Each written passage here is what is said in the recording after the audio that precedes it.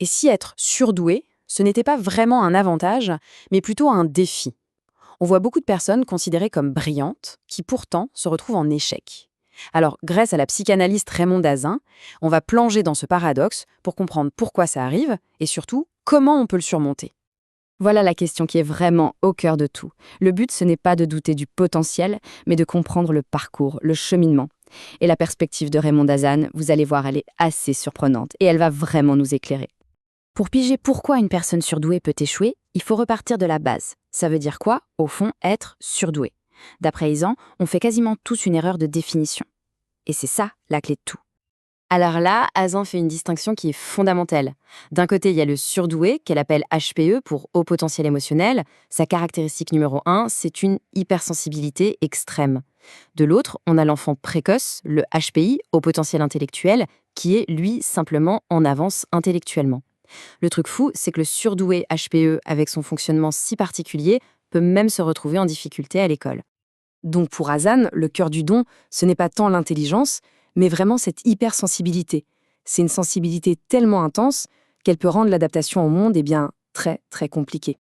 Bon, maintenant qu'on a saisi cette différence, voyons comment, malheureusement, ça peut mener à un véritable cycle destructeur. C'est ce que Hazan appelle la spirale de l'incompréhension.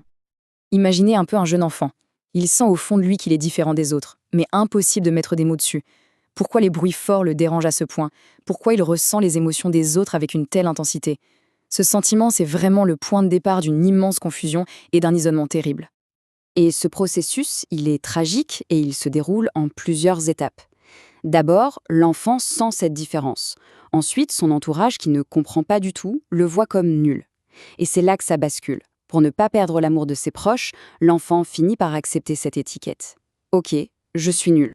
De là, naît une peur panique du monde qui va le pousser à s'enfermer dans sa propre prison mentale. Cette citation, elle illustre parfaitement la motivation derrière tout ça.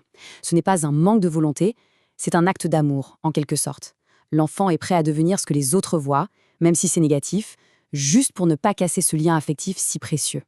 Forcément, cette spirale a des conséquences émotionnelles qui sont dévastatrices. Elle mène à un sentiment de chagrin et de solitude absolument immense. Voilà, deux mots tout simples, mais qui décrivent parfaitement l'état intérieur de la personne surdouée qui est prise au piège. C'est une solitude totale, l'impression d'être seule, mais alors seule au monde. Les conséquences de cette peur et de cette solitude, elles sont très concrètes. La personne se sent paralysée, comme anesthésiée. Elle va s'interdire de réussir, elle se persuade qu'elle ne mérite rien. Elle porte un masque en permanence, terrifiée à l'idée d'être jugée. Et au final, son monde intérieur, qui est si riche, devient totalement invisible pour les autres. Hazan utilise cette phase, qui est un vrai choc, pour qu'on saisisse la profondeur du désespoir. C'est un sentiment d'aliénation tellement totale que le monde lui-même semble être un endroit hostile et étranger. Alors, la question c'est, comment on fait pour sortir d'un tel gouffre? Eh bien, Hazan propose une solution assez surprenante, qui va vraiment à contre-courant des thérapies habituelles. La clé, c'est de trouver quelqu'un qui nous ressemble. Selon Hazan, la psychanalyse classique, en fait, elle n'est pas adaptée pour les personnes surdouées. Pourquoi? Parce qu'elles ont un besoin constant de lien, un besoin que les modèles traditionnels ne prennent pas forcément en compte. La psychanalyse classique, elle utilise beaucoup ce qu'on appelle l'effet miroir. On se comprend en voyant notre reflet dans le regard de l'autre. Le problème, c'est que pour une personne surdouée, angoissée, ce miroir ne fait que lui renvoyer sa propre peur. Et voici donc l'alternative que propose Hazan.